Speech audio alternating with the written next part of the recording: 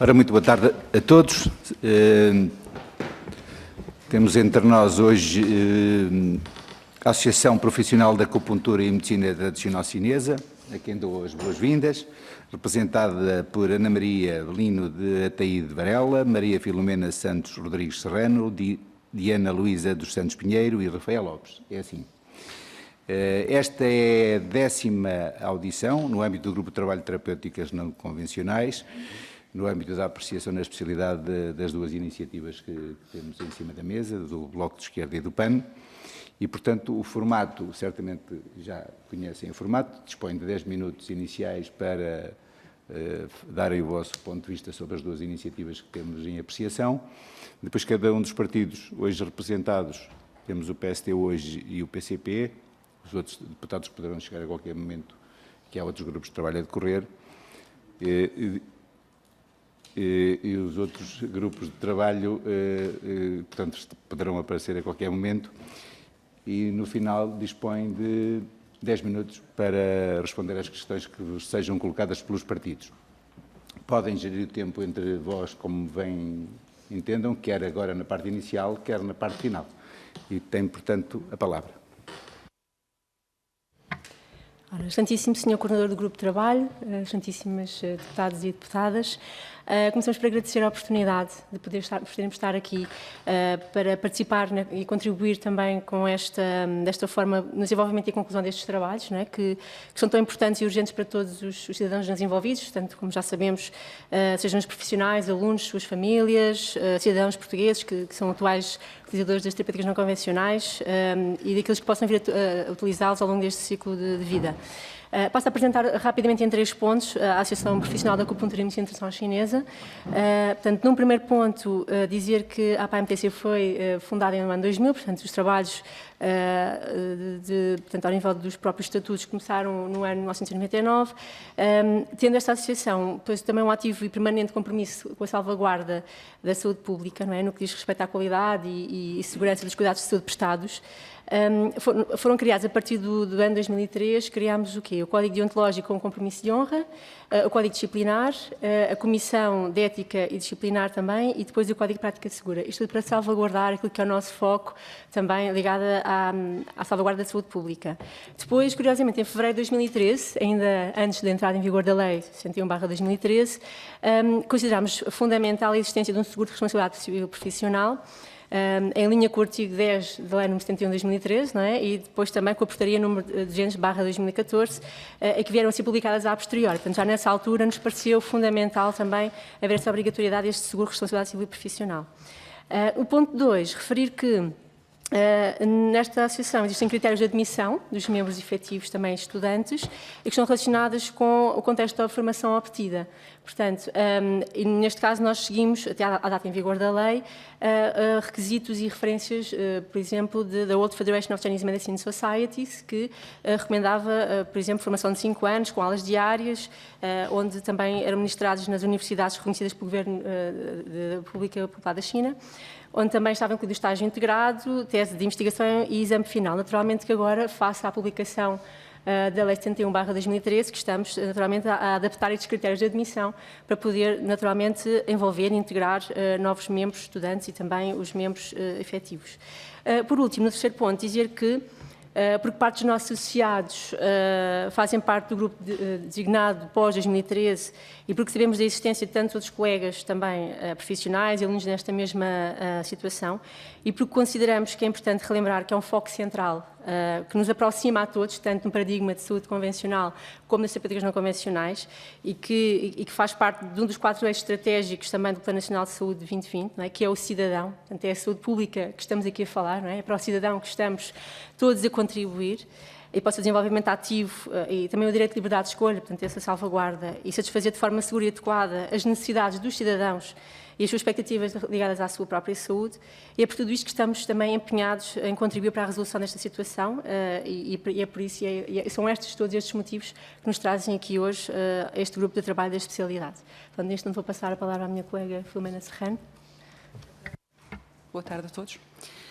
Excelentíssimo Sr. Coordenador do Grupo de Trabalho, senhoras e senhores deputados, na perspectiva da nossa associação, falarei agora da importância da atribuição de cédulas aos denominados pós-2013, sendo para isso indispensável a prorrogação e o alargamento do período transitório previsto no artigo 19.1 da Lei 71/2013. Estamos perante uma situação que, em várias frentes, choca com direitos básicos em democracia, que são a igualdade entre cidadãos e o direito ao trabalho. Neste caso particular dos pós-2013, falamos de pessoas com formações iguais, em alguns casos até superiores às dos seus colegas anteriores, mas a quem permanece vedado o direito de se candidatarem à cédula profissional que lhes permite o exercício legal das suas competências. Existe uma realidade que temos que ter em conta. O facto de não serem atribuídas cédulas profissionais a colegas formados ou formandos pós-2013 não fará com que a profissão deixe de existir, ou deixe de ser exercida, ou deixe de ser procurada pelos milhões de utentes que a ela recorrem há várias décadas em Portugal. É impossível impedir uma prática de saúde milenar que faz parte da escolha consciente, assenta em resultados comprovados desses e nesses milhões de utentes em Portugal e pelo mundo fora. Este é um movimento que não pode ser parado. Confrontamos-nos, contudo, com uma série de situações preocupantes que podem advir da não prorrogação e alargamento deste regime transitório. A permissão de manter na ilegalidade colegas ou futuros colegas sem o devido controle da sua prática é um convite à fraude e à intrusão de charlatães. Só existem duas posições, o exercício regulado ou o exercício não regulado. Com a regularização dos pós-2013, garantimos profissionais com formação verificada e sujeitos ao controle e fiscalização legais. A não atribuição de cédulas a colegas com a formação adequada implica uma quebra de um direito básico de igualdade entre cidadãos, levando à instalação do caos nas profissões das TNC, pois impele pessoas sem formação adequada a praticarem, deixando ilegais pessoas com formação adequada. A não regularização da situação dos pós-2013 traz então a possibilidade de fraude, como vimos, mas traz também a possibilidade de lançar muitas pessoas no seguinte dilema: desemprego ou incumprimento das obrigações legais, e também de comprometer anos de investimento, estudo e tempo, afetando não só quem se inscreveu e inscreve nessas formações, mas também todos os familiares e respectivas envolventes sociais que depositaram e depositam a sua esperança nestas oportunidades de futuro profissional. Estas hipóteses aparecem em clara contrariedade com o espírito das diretivas aprovadas pela Assembleia da República. É também inaceitável que os utentes que já tantas vezes encontraram soluções de saúde nas terapêuticas não convencionais não possam continuar a fazê-lo de forma segura, arriscando-se a deparar com prestadores sem formação conhecida e à margem de qualquer controle e fiscalização. Esta é uma realidade que consideramos deve ser rapidamente regulamentada. Muito obrigada. Boa tarde. Excelentíssimo Sr. Coordenador do Grupo de Trabalho STNC, senhores e senhores deputados, boa tarde. Sucintamente vou referir aqui alguns episódios em que a história da nossa associação se confunde com a das outras associações e colegas do STNC e que ajudam de algum modo a esclarecer porque estamos aqui neste momento. Em 2005, a nossa associação foi eleita pelas associações congêneres para representar a acupuntura na Comissão Técnica Consultiva criada ao abrigo do artigo 8 da Lei 45 de 2003. Com representantes de outras áreas, apresentamos propostas de trabalho relativa aos perfis profissionais, conteúdos funcionais de profissão, seguros profissionais, fiscalidade, formação profissional, código deontológico, código de prática segura para as várias profissões, entre outras. Depois de trabalhadas e adotadas pela Comissão, as propostas estiveram 6 meses em debate no site da Direção-Geral de Saúde, que fez a síntese dos comentários e não sugeriu alterações. Depois de ano e meio à espera de uma audiência com o Ministro da Saúde para receber instruções, o Presidente da Comissão, médico e funcionário superior da Direção-Geral de Saúde, deixou de convocar a Comissão. O material resultante foi conservado na Direção-Geral de Saúde e tem sido usado na regulamentação das TNC. Mais tarde fomos selecionados pela ACSS para integrar as representações da acupuntura e de medicina tradicional chinesa no Conselho Consultivo das TNC, criado por a Lei 71/2013. Participamos na elaboração do Código Deontológico das TNC, aprovada por todos os representantes das TNC, dos Ministérios, da ACSC, da Direção-Geral de Saúde, com voto contra da Ordem dos Médicos. Enviada para o Ministério da Saúde, nunca houve qualquer resposta. Foram dadas alertas para o problema de pós-2013, sem qualquer efeito. O Conselho deixou de ser convocado quando se preparavam os códigos de prática segura para todas as TNC, legalmente reconhecidas, e um sistema de acreditação e enquadramento da formação profissional contínua, sob controle conjunto da ACSS e das associações profissionais do setor. Estes episódios ilustram de duas formas as razões por que estamos aqui. A primeira é que muitos problemas já podiam estar resolvidos e que continuam por resolver com o caso dos pós-2013. A segunda é que a Assembleia da República é, de facto, a casa da democracia e o local onde melhor se expressa a vontade dos cidadãos. É na Assembleia da República que temos sido ouvidos e onde depositamos a nossa maior esperança no seu incansável trabalho de regulamentação e melhoria da sociedade, na sua sensibilidade social única, na sua resistência à captura por interesses contrários ao interesse público. As TNC apresentaram 17 mil assinaturas em 1999, quando uma lei do ato médico, vetada pelo Presidente Jorge Sampaio, 85.200 antes da Lei 45, de 2003, 150 mil a propósito da aplicação do artigo 9º do Código do IVA às profissões de saúde das TNC legalmente reconhecidas, várias dezenas de milhares relativas ao problema do pós-2013. O Presidente, tentado regulador da saúde, afirmou numa audiência nesta Assembleia da República que 2 milhões de portugueses usam as TNC. Parece-nos que esta realidade não pode ser ignorada, escamoteada ou maltratada. A lei não serve para inventar uma realidade que não existe, mas sim para regular o que existe, com justiça, abertura e bom senso, ouvindo e respeitando as opções e práticas concretas dos cidadãos. Muito obrigado. Senhor Presidente e Coordenador do Grupo, senhores deputados e senhoras deputadas, eu gostaria que fosse distribuída a nossa proposta, se for possível, e sou capaz de pedir mais um minutinho para fazer convosco um percurso relativamente a esta proposta. Portanto, ela resulta exatamente do estudo das duas propostas e também, como vão verificar, de uma proposta da Federação de Escolas. Portanto, todos os partidos verificaram ser necessário fazer um aditamento à Lei 71 de 2013, todos reiteraram a possibilidade da Administração Central dos Sistemas de Saúde abrir um novo período de submissão. Um partido, o CDS, apresentou um projeto de resolução para que a situação fosse resolvida e 2 partidos, portanto, o Bloco de Esquerda e o PAN, apresentaram uma redação de aditamento, não é? Esse aditamento teve a ver com o artigo 19 da lei, que diz respeito à disposição transitória. Eu recordo só que as disposições transitórias são critérios para solucionar conflitos da lei no tempo. São elaboradas pelo legislador no próprio texto normativo para disciplinar, durante certo tempo, a transição do sistema antigo para o sistema futuro. Ou seja, são instituídas com o objetivo de evitar e solucionar conflitos que poderão surgir do confronto da nova lei com a antiga, não é? E, portanto, nós estamos aqui a resolver um conflito que já tinha sido previsto e que se agravou com a não regulação de um dos artigos desta lei, o artigo 6, não é? O ponto 6. Portanto, os dois, se repararem, as duas propostas, e agora vou entrar, não é, na sua leitura, não é? Definem um critério que é o primeiro licenciado em cada uma das terapêuticas. Portanto, isso é uma coisa comum e que é um critério, não é? A seguir, há aqui 2 diferenças, não é? E que nós aqui estamos com o Bloco de Esquerda que diz que tivesse iniciado ou tenha iniciado, só mudámos um bocadinho a redação porque não se percebia, é difícil perceber, ou seja, o aluno que entra no primeiro ano ou que concluiu o curso. E nós queremos as duas coisas, não é? Porquê? Porque já há uma implicação, não é?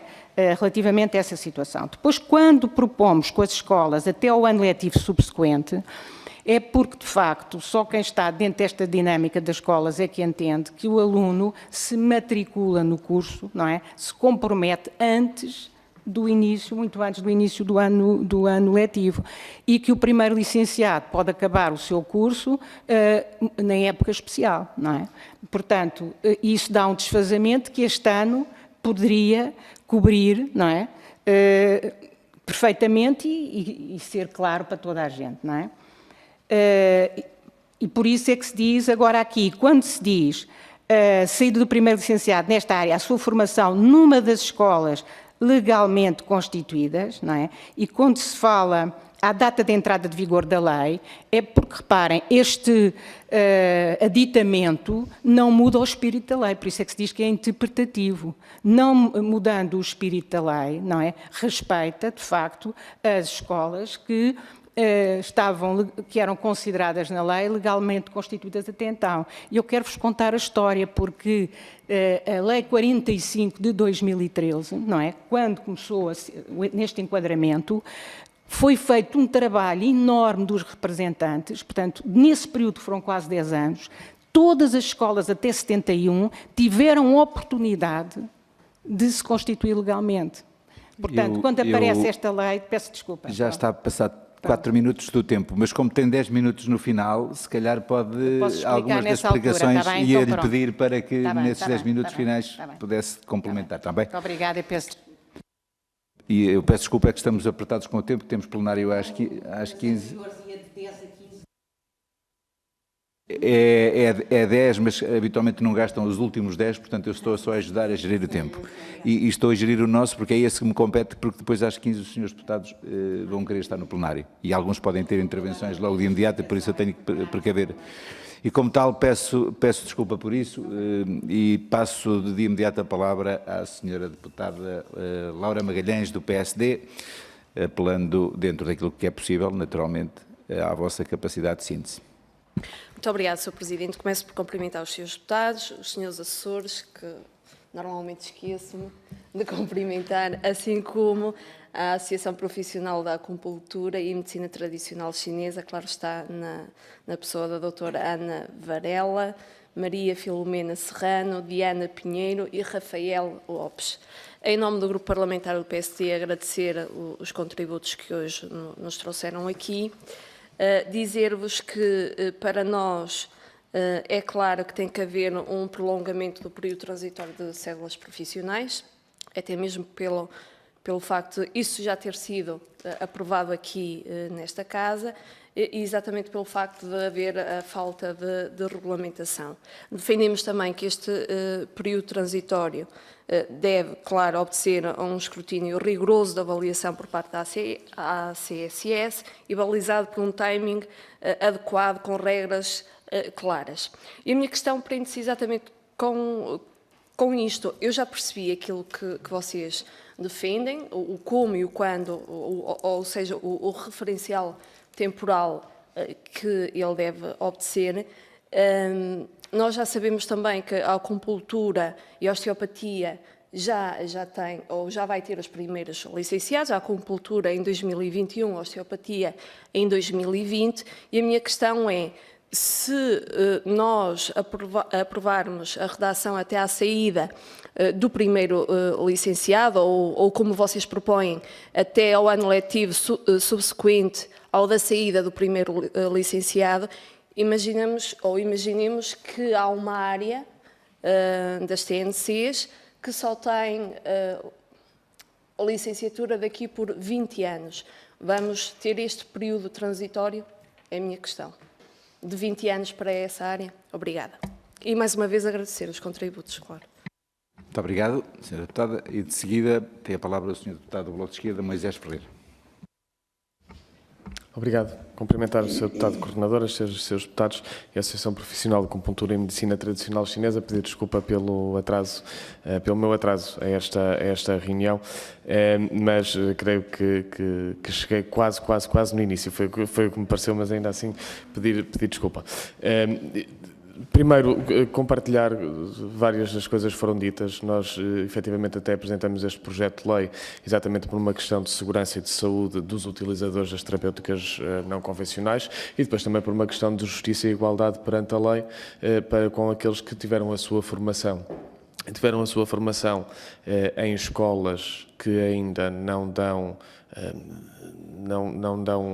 um grau académico de licenciatura ou equivalente, não porque não quisessem, mas porque não podem, e porque a tal portaria para a transformação das escolas nunca foi publicada, e também, por outro lado, porque também quando se inscreveram nestas escolas ainda não havia também licenciaturas disponíveis e, portanto, ficaram aqui perante a lei numa situação, num beco sem saída, na verdade, não é? Porque a lei obriga a licenciatura para ter cédula profissional para poder exercer e não havia licenciaturas disponíveis.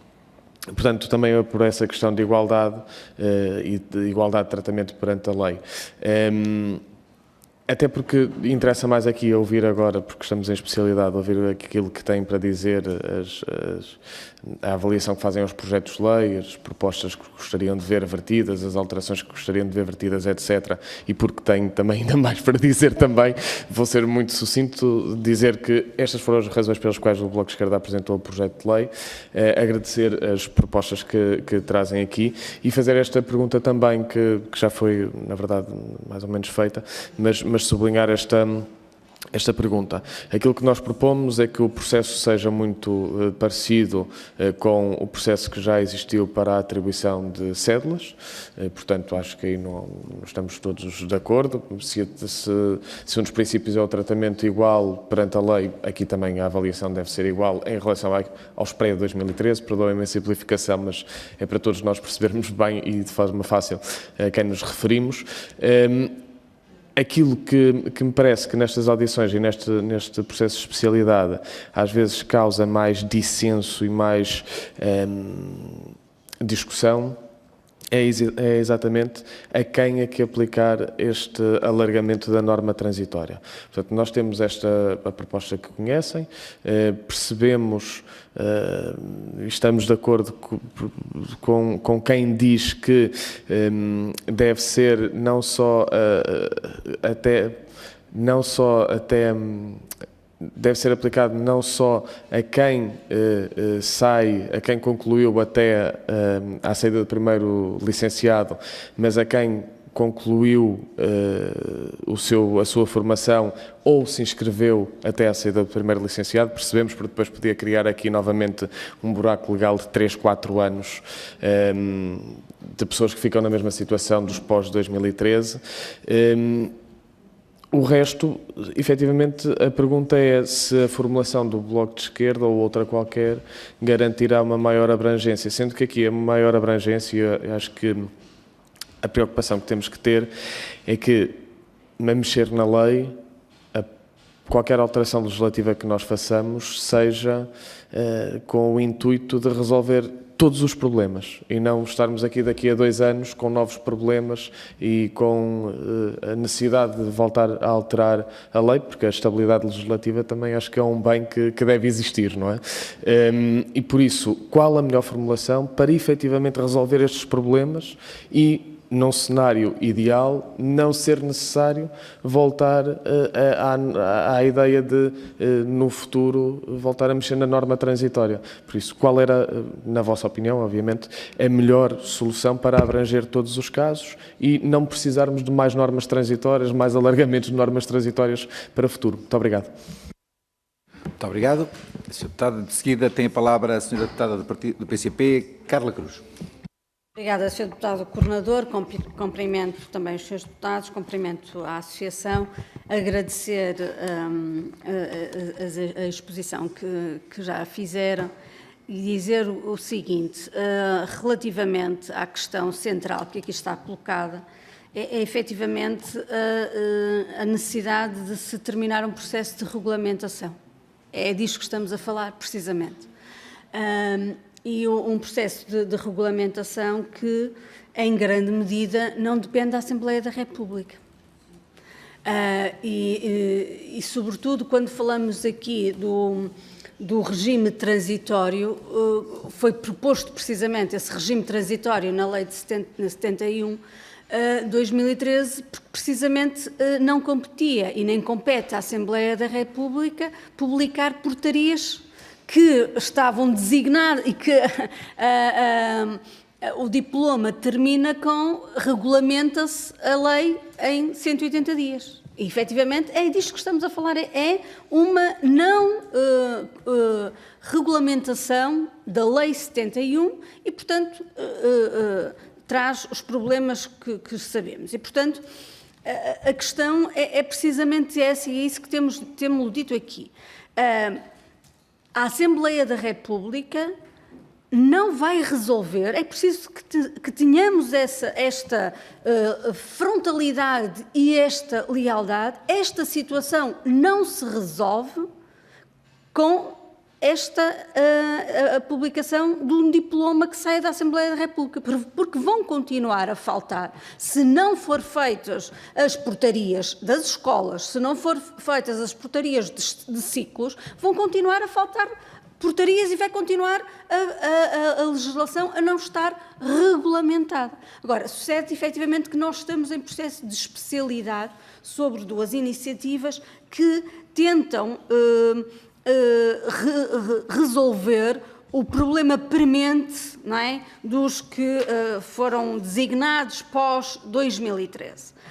E a pergunta, e talvez mais do que uma pergunta, era precisamente pedir para clarificarem a vossa proposta que fazem, porque apresentam-na aqui, no fundamental, fazem já se eu percebi, tentam fazer um cruzamento dos 2 projetos de lei e dão ainda, aduzem ainda a uma alternativa, portanto, no sentido de, no vosso entendimento, e corrijam-me se eu não estiver a fazer bem esta interpretação da vossa proposta, que alargue e que permita abranger o maior número possível dos estudantes. E se eu bem entendi, esta questão de até o ano letivo subsequente era precisamente com esse objetivo. A minha questão é, e percebendo que os anos letivos funcionam nesta lógica que estava a dizer, e efetivamente não funcionam como anos civis, portanto, os anos letivos funcionam de forma diferente. Mas não será criar uma entropia, a minha pergunta é esta, não criará entropia colocarmos esta questão até ao ano letivo subsequente, porque sabendo nós que os anos letivos não funcionam como anos civis, que nós não estaremos aqui a aduzir um fator que ainda seja de entropia e não de clarificação. Não sei se eu me fiz entender. E, portanto, essa era um esclarecimento que era importante que ficasse, porque a lei tem que ser o mais clara possível, não dando aso a várias interpretações que depois se criem problemas até no reconhecimento, no acesso às cédulas. Mas foi uma interpretação que me saiu a partir sem ouvir a vossa explicação cabal e, portanto, era importante a vossa explicação cabal, que certamente esta minha dúvida se dissipa. Muito obrigada. Muito obrigado, Sra. Deputada. E agora, para responder às questões colocadas pelos Srs. Deputados, dispõem de 10 minutos, que podem incluir nesses 10 minutos aquilo que faltou na primeira parte. Tem a palavra. Muito obrigada pelas questões colocadas. Vou começar então pela primeira, não é? Que é a tal espera de 20 anos, não é? Pronto, primeira coisa para apresentar, não é? A proposta, quando nós falamos num ano letivo, não é? Subsequente, não é? Isto, no fundo, em relação àquilo que está previsto, acrescenta um ano em relação à previsão das licenciaturas, não é? Só que permite, dá tempo, não é? Porque muitas escolas que começaram não têm os alunos a sair, não é? Outras, portanto, não se sabe o que vai acontecer, mas isto dá pelo menos uma margem de funcionamento. Aliás, se repararem, a própria Direção-Geral do Ensino Superior funciona assim. Há uma candidatura, nunca para o ano que começa, mas para o ano seguinte. Portanto, é habitual, a nível escolar, funcionar-se assim, não é? Portanto, isto não é nada estranho ao ensino, quer ao ensino superior, quer ao ensino, não é? Agora, é evidente que nós sabemos das limitações legislativas da Assembleia, não é? Agora, quem dividiu, quem agrupou as TNC e depois as dividiu, não é? Não fomos de certeza nós, não é? Nem foi a Assembleia, não é? Porque quando a regulamentação saiu desfasada, não é? É evidente que isso implica também um desfazamento no seu acompanhamento. E estamos a falar sempre na parte da lei que compete à Assembleia, não é? porque há uma parte que compete à Assembleia. Se há um desfazamento na sua execução, não é? É evidente que isso implica também um acompanhamento do Serviço de Administração dessa maneira. Agora, há uma hipótese, as pessoas continuaram a exercer na ilegalidade ou terem o seu exercício ratificado pela ACSS, não é? Porque o movimento de formação não vai parar, porque ele já existia antes e o que se fez foi procurar, e é isso que os portugueses entregaram as assinaturas, garantir a sua qualidade e segurança. Se querem que ela continue assim, ela continua como esteve, não é? Nós estamos a tentar solucionar isto. E eu estou à vontade, porque foram as associações que provocaram este movimento junto à população portuguesa. Portanto, nós agora não podemos estar perante uma situação que nós achamos que ia melhorar o exercício, não é? E agora até estamos a dizerem-nos quase que não podemos exercer. Portanto, isso é impossível, não é? Outra situação que se fala aqui, que falaram, não é? E isto aqui teve a ver, vamos lá ver, se esta introdução podia diminuir a abrangência da lei, não é? Eu penso que não. Eu penso que não. Aquilo que pode é falarmos em formação completa, que é outra situação, não tem, podes matar aqui um bocadinho de água, que é outra situação que falamos aqui, completar a formação, não é? Ou ter uma formação que é feita sem estrutura, não é? Nós preferimos a proposta que refere completa a sua formação, não é? Mas isso penso que também não vai atrasar nada na execução disso. Portanto, não sei se fiquei com alguma coisa por responder.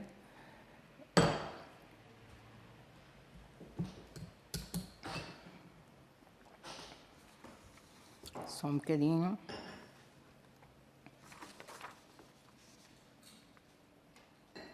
Pronto, eu fui sensível, portanto, àquilo que me disse de não só na clarificação como na aplicabilidade, não é? Mas, realmente, nós gerimos aqui, quando falamos nisto, estamos a falar naquilo que é costume e na ligação que existe entre a profissão e a formação.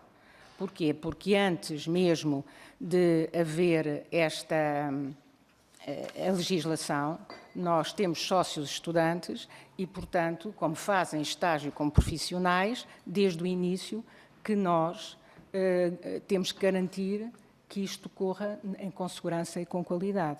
Portanto,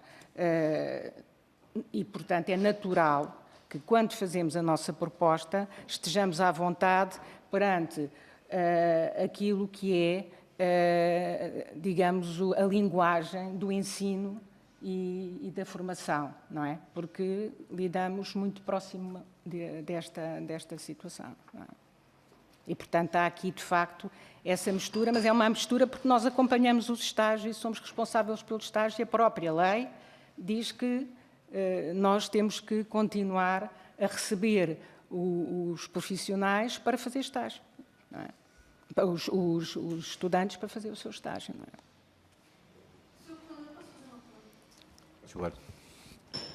E agradeço-lhe, mas voltei a olhar e tive mais uma vez uma dúvida. Uma vez concluída esta formação, estão-se a referir à formação superior. Portanto, não, estamos a falar nas escolas legalmente constituídas, estamos a falar na formação dessas escolas, não é? Que não têm grau, não tem grau académico. Era esse o esclarecimento que eu queria. Não tem grau académico. Ok, está bem.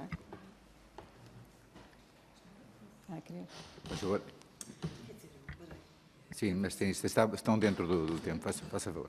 Queria só aproveitar este último minuto para tanto agradecer e, ao mesmo tempo, dizer uma coisa, se me permitem aqui, desde 2003 que estou para dizer isto, e agora com 32 documentos legislativos publicados depois, está a fazer aqui uma homenagem, um tributo e um reconhecimento a todos aqueles que direto e indiretamente contribuíram para o ponto em que chegámos agora, que é um ponto histórico na saúde em Portugal. É preciso reconhecer também isto. Claro que precisamos resolver esta questão dos pós-2013, a portaria de transição de escolas, ainda há trabalho a fazer de terreno para fecharmos de vez esta regulamentação, não é? Como bem disseram, mas penso que é importante, de facto, reconhecer o trabalho que foi feito e que foi muito bom trabalho feito e em prol da saúde pública e da salvaguarda, obviamente, de qualidade, portanto, da gestão da qualidade e do serviço de saúde que podemos prestar, muitas vezes em cooperação, sempre possível, não é? Com o paradigma ocidental também, portanto, cada vez mais falar em cooperação e em articulação e menos em competição, porque é isso que os cidadãos precisam e é isso que nós podemos também poder oferecer. Obrigada. Muito obrigado. Quero agradecer em nome do Grupo de Trabalho das Terapêuticas Não Convencionais os contributos que nos trouxeram, agradecer a vossa presença e os senhores deputados, se não têm mais nenhuma, estão respondidas as questões que colocaram, estão encerrados os trabalhos e uma boa tarde a todos. Muito obrigado.